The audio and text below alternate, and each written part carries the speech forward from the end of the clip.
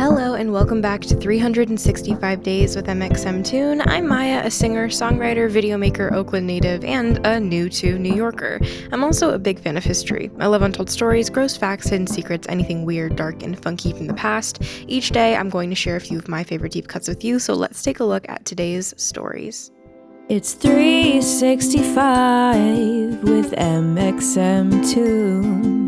New facts every day, so don't leave too soon. I'm gonna teach you stuff, no it won't be tough. Gonna go a year till you've had enough. It's 365 mxmtoon.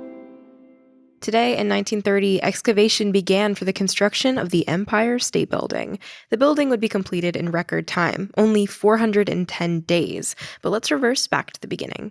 Before construction started, that space at 5th Avenue and 34th Street was occupied by the Waldorf Astoria Hotel. The hotel was demolished in preparation for the Empire State Building and rebuilt on Park Avenue, where it still resides today. Construction of the building began on March 17th. It was less than 3 months after a huge Wall Street crash, so the jobs working on the building were highly sought after. The design for the Empire State Building was actually based on a building in North Carolina, the Reynolds Building in Winston-Salem.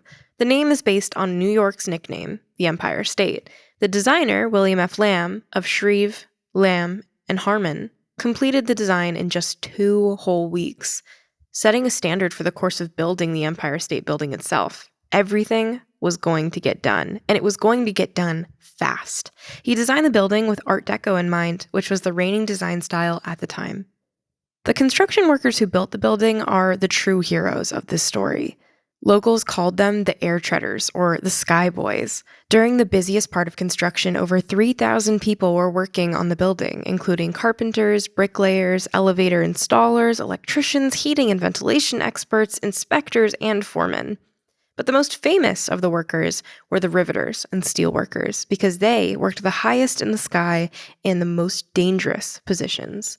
These iron workers had to balance on narrow beams and hung from derrick lines, which are a lifting device, hundreds and sometimes even 1,000 feet above the ground.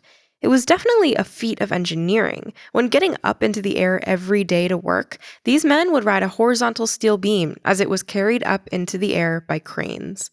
They had to steer the beams with their feet to fit them into place. Up there, the riveters drove burning rivets into the beams to hold them into place. Passerby often watched from the ground in big groups. The London Daily Mail compared the workers to classical heroes. The workers themselves dealt with the praise with grace. One said, "It really isn't as dangerous as it looks." Another joked that it was safer to be in the air than down on the busy streets of New York City. The workers did stop working when it rained or it was too cold, because rain could make the beams too slippery, and when it was too cold, they had trouble hanging onto supports. On average, the men were completing 4.5 floors of the building per week. They worked so hard that the Empire State Building was completed in record time. When it was completed, the Empire State Building was the tallest building in the world for 40 years. It is 1,453 feet high. The building itself is 1,253 feet, while the pinnacle on top rises 200 more. It was ready to open in April 1931, which was just 13 months after the construction began and 15 months after the excavation began. It took just 410 days. Once the building was completed, some called it the 8th wonder of the world. Alternatively, the American Society of Civil Engineers called it one of the 7 wonders of the modern world. The Empire State Corporation, part of the organization behind the building, hired a photographer, Lewis Wicks Hine, to document the whole process and use it both as advertising and historical documentation. He sometimes got hooked up with the safety line and lifted into the air to take pictures of the men working. Now that is quite a photography gig. The iconic floodlights that shine different colors into the sky based on holidays and events were added to the Empire State Building in 1964. The Empire State Building is basically a supporting actor in American films at this point, like in King Kong, when King Kong himself climbs to the top of the Empire State Building to escape the humans who are trying to capture him. It's not just one, but 2 King Kong films, one in 1933 and one in 2005. The observation deck, where tourists and New Yorkers alike can visit, has been featured in Love Affair, An Affair to Remember, Sleepless in Seattle, I Love Lucy, and XOXO, Gossip Girl. If you ever visit the Empire State Building, you can learn more about the workers and an homage to them in the building's lobby. The building is one of the landmarks of the New York City Preservation Landmarks Commission. I'll see you on the observation deck.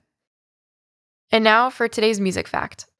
Today in 2020, Hayley Williams released her debut single, Simmer. It was her first release since her departure from Paramore in 2015. Simmer was the first single from Williams' studio album, Petals for Armor. Williams wrote the song herself with the assistance of Taylor York and Joseph Howard. Simmer is a dark and emotional song that deals with abuse and its aftermath, and Williams said that the song was an effort to reframe her anger and learn from it.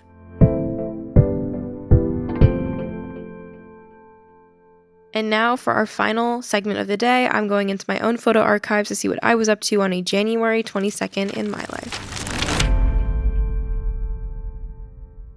On January 22nd, it looked like I was planning my outfit for my winter formal in 2017.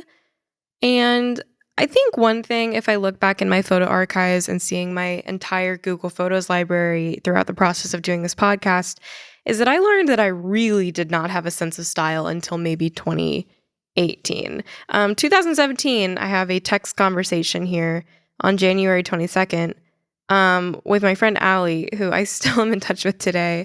And I was like talking about needing to get a dress. And I said, oh, wait, I need shoes too. I guess I got to wear a cheap dress then. Maybe I'll wear sneakers. And she went, don't you dare wear sneakers. Don't you dare. And I went, fine. And then she said, I will unfriend you if you wear sneakers. I'm not even being dramatic. And I mean, I think like at that point, in retrospect, I would still wear sneakers and Allie would definitely not have unfriended me. We are still friends to this day. But yeah, I don't know, like having a sense of fashion was just not something that I acquired for a very long time. And I think I still struggle a little bit. I have a better sense now of what I like to wear and how I express myself. But it is funny looking at photos every single time I have to go back into my photo archives for this segment of the podcast and being like, oh, Jesus, I'm really glad that this project is only through audio because some of these outfits are atrocious. Thanks so much for listening. I'll see you tomorrow. If you don't mind, subscribe wherever you listen to podcasts and follow at 365 Days mxmtoon on your preferred social media platforms. I'll talk to you tomorrow. It's 365 with mxmtoon.